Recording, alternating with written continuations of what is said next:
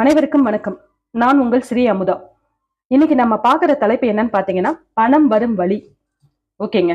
பணம் வரும் வழி இது என்னன்னு பாத்தீங்கன்னா இன்னைக்கு நிறைய பேருக்கு பெரிய பிரச்சனையா இருக்கிறது பணம் சார்ந்த விஷயங்கள் தான். அந்த வகையில அவங்க உங்களுடைய ஜாதகத்துல பணம் மகாலட்சுமி தாயார் எங்க இருக்காங்க அப்படிங்கறத நம்ம இந்த வீடியோல பார்க்கலாம். 12 லக்னங்களுக்கும் நம்ம பார்க்க போறோம்.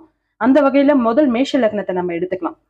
பொதுவான ஒரு கருத்து, அதாவது லக்னத்துக்கு 12ஆம் இடம் அப்படிங்கிறது தான் மகாலட்சுமி தாயார் இருக்கிற இடம்.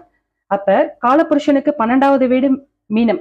அதே போல மனித உடல்ல பாதத்தை சொல்லக்கூடியதுதான் 12ஆம் இடம். அப்ப அந்த பாதம் அப்படிங்கிறது தான் பொதுவாவே மகாலட்சுமி தாயார் வாசம் செய்யற இடம்ன்றது எல்லாருக்குமே தெரிஞ்ச ஒரு விஷயம்.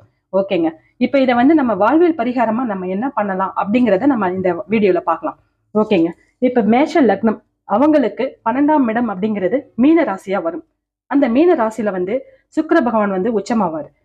அவரு பாத்தீங்கன்னாக்கா உறவு முறைகள்ல களத்திரக்காரகன் சொல்லக்கூடியவர், அதாவது லைஃப் பார்ட்னர். அப்ப இவங்க என்ன பண்ணணும்னு பாத்தீங்கன்னாக்கா மேஷ லக்னக்காரங்களுக்கு 12ஆம் இடத்துல சுக்கிர பகவான் தான் உச்சமாவாரு.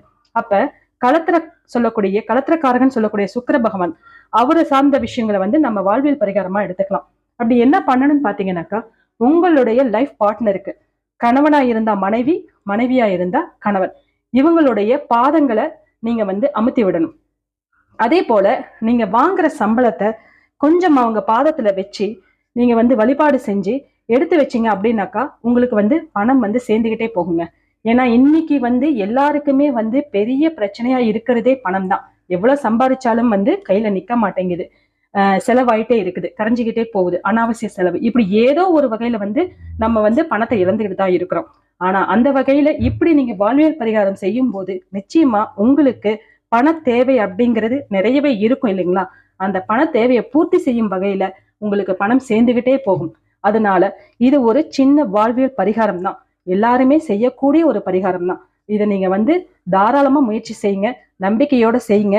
நிச்சயமா உங்களுக்கு பணம் சேர்ந்துகிட்டே இருக்கும். இதை நீங்க கமெண்ட்ல சொல்லுங்க, மற்றவங்களுக்கு ஷேர் பண்ணுங்க, பிடிச்சிருந்தா லைக் பண்ணுங்க. ஓகேங்க.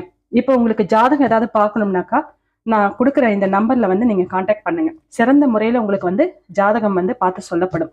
அதே போல உங்க ஜாதகத்துல என்ன பிரச்சனைகள் இருந்தாலும் அதற்கான தீர்வும் சொல்லப்படும். நன்றிங்க.